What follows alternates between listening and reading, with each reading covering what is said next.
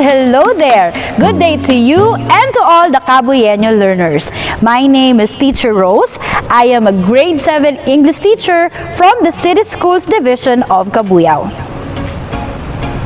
Join me as we learn in the new normal, and together, let's explore the wonderful world of English.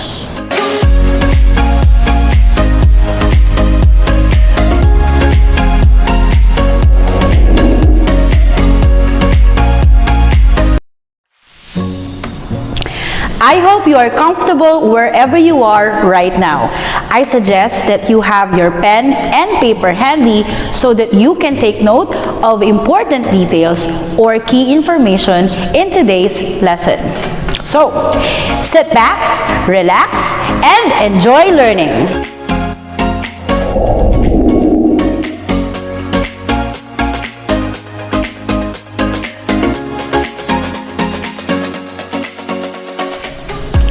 In today's lesson, we will be focusing on understanding the linear and the non-linear texts. You will be introduced to sequential and non-sequential readings and common examples of non-linear representations like tables, charts, and graphs.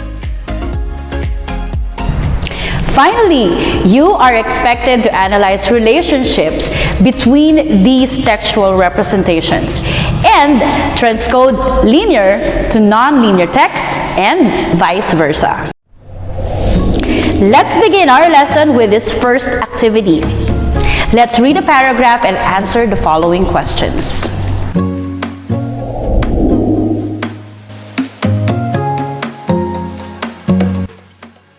Cecil and Tina first met in their 4th grade. Cecil loved drawing while Tina was into watching anime. One day, Tina invited Cecil to watch her favorite anime movie. Cecil, who had never watched this kind of movie, was extremely amazed on how the visual details of the characters were presented on screen. Immediately, Cecil was inspired to draw her own anime characters. Tina, who had watched a lot of anime films before, offered her insights and ideas on creating a good storyline for her characters. Together, these two made a pact that they would publish a comic book in the future. They became best of friends since then.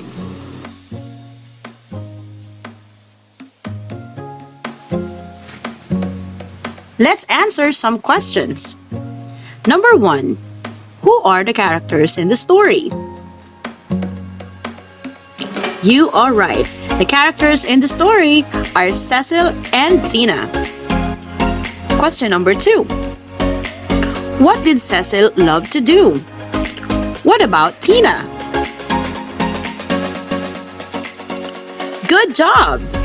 Cecil loved drawing while Tina was into anime. Question number 3. What happened to Cecil after watching an anime movie at Tina's place? You are right. Cecil became inspired to draw her own anime characters.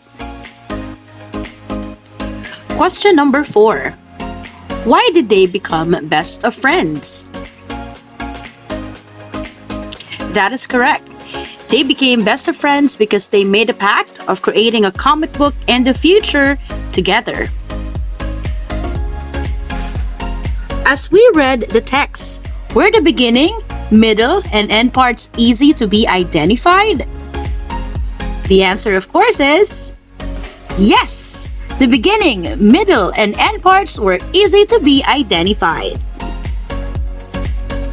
Congratulations! I am sure you got all the answers correct. For our second activity, let's take a look on an infograph and let's answer some questions.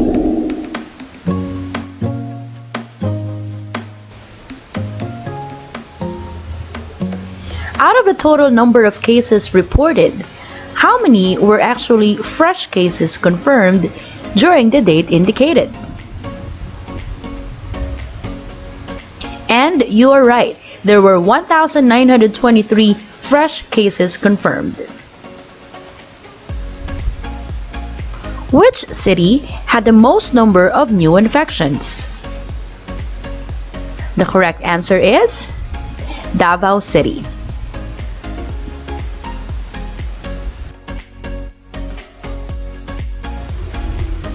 Out of the total number of active cases reported, how many patients were asymptomatic? The correct answer is 11.3%. Out of the total number of active cases reported, how many had mild symptoms? The correct answer is 83.6%. What was the cumulative number of confirmed cases reported as of the date indicated? The correct answer is 365,799 confirmed cases reported. In gathering and presenting information about a particular topic, would you prefer details presented in a graph or in a paragraph form?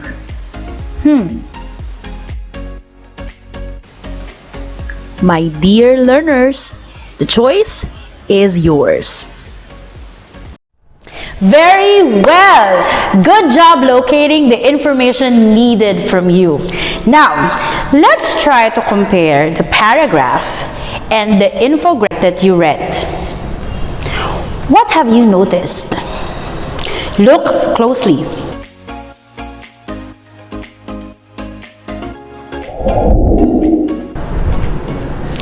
In the paragraph, you can read the text from left to right. This means that you are reading in a sequence or in a particular order.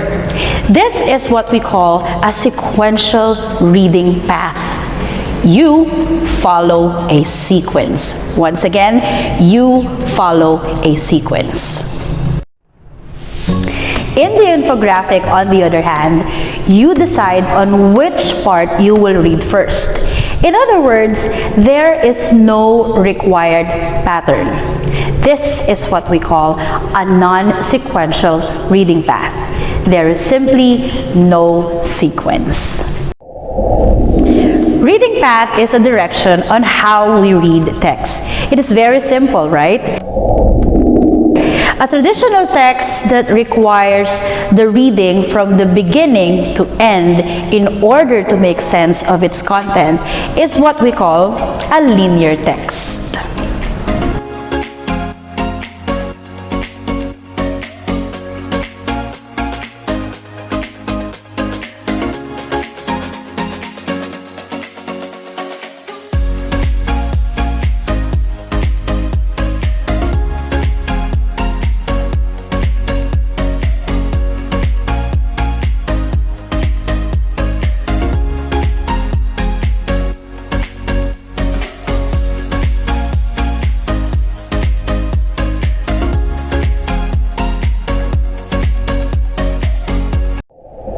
On the other hand, when the readers decide on how to read the text without really necessarily following a required pattern, the text is said to be non-linear.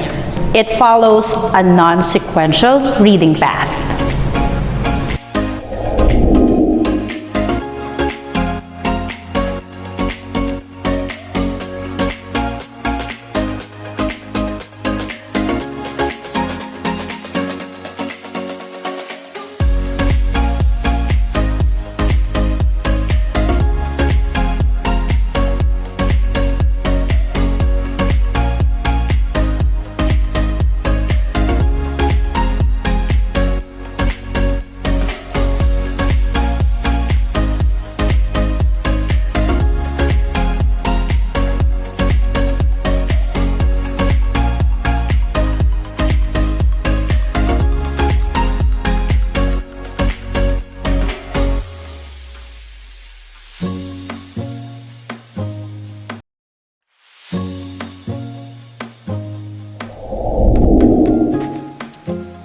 A line graph is a graphical display of data that continuously changes over a specific amount or period of time.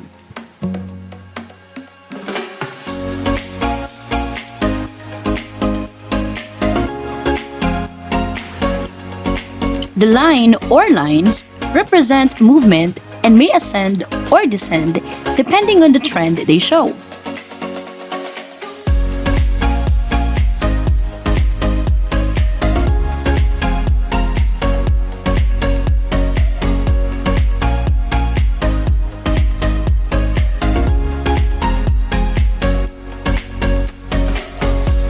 Also known as a bar chart or bar diagram, a bar graph is a graphical representation of data that uses bars to compare data according to given categories.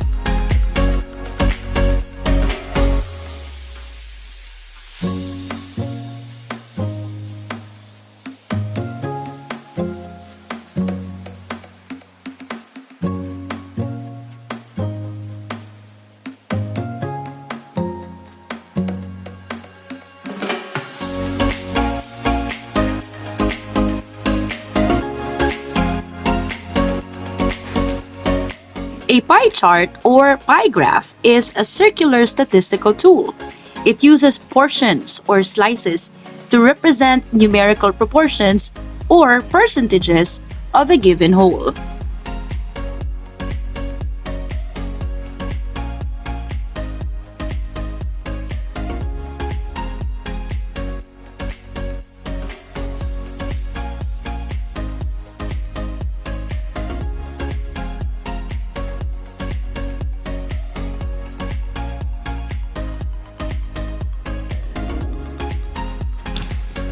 A Venn diagram uses overlapping shapes, usually circles, to show or represent the similarities and differences between two or more items or concepts.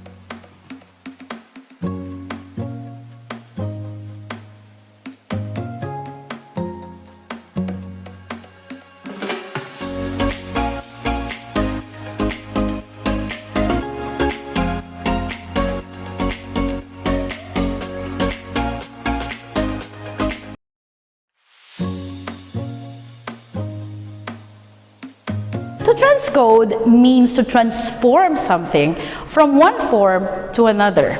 In order for us to transcode linear to a non-linear text and the other way around, one must fully understand what the source text is all about. You may follow these steps to transcode a linear text to a non-linear text. Make sure to get the main idea of the source text. Extract important details to be included in the visual presentation. Remember to use words or phrases only. To be organized, classify information into categories. Make sure to use the appropriate nonlinear text in presenting your information.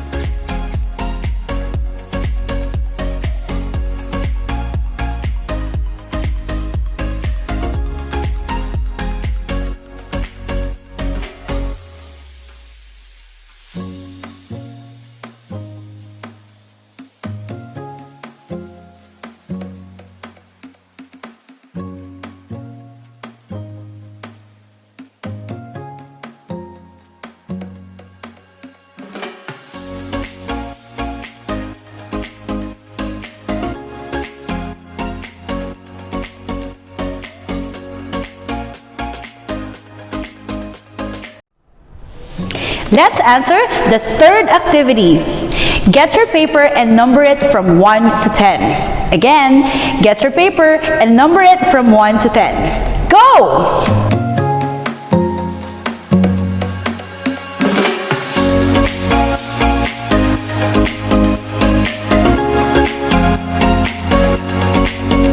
Classify each item, whether linear or non-linear text. Write L for linear and NL for non-linear. You will be given 30 seconds for this activity.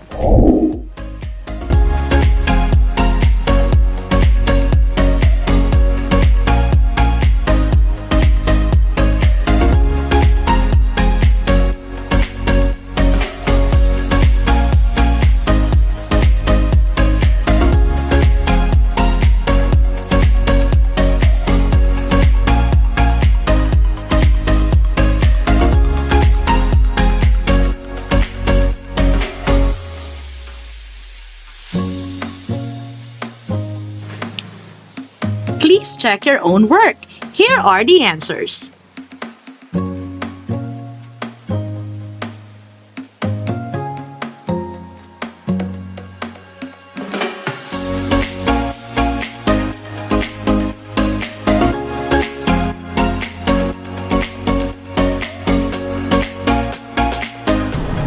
You are all amazing! I am sure you got high scores for today. Now, for our final activity, using the same sheet of paper, number it from 1 to 5. Again, number it from 1 to 5. Go!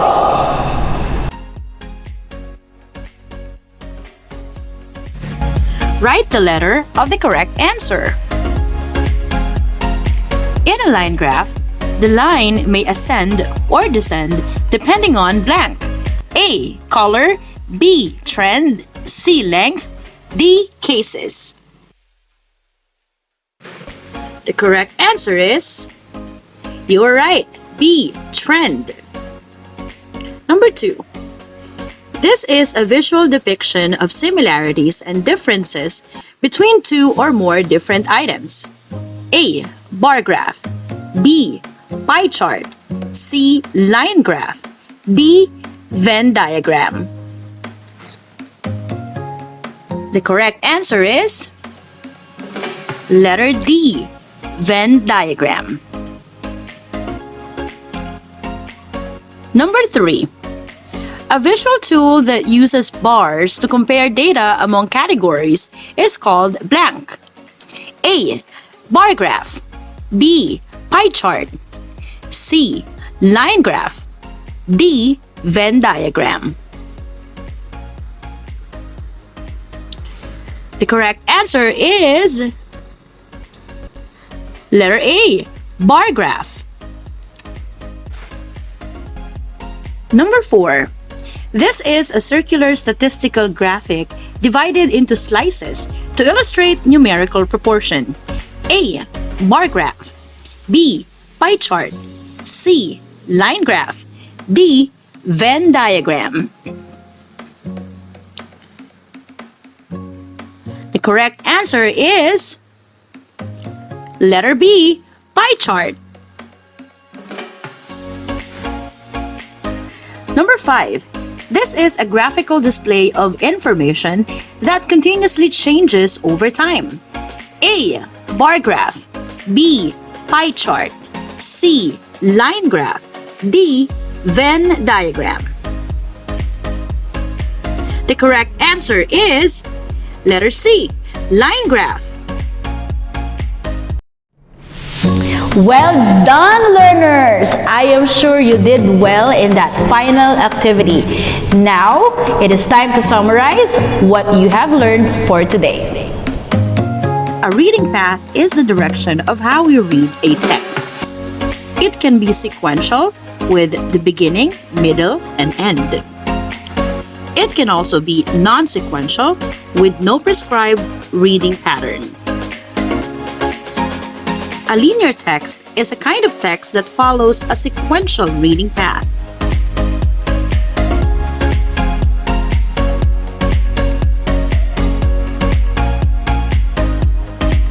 A non-linear text is a kind of text that follows a non-sequential reading path.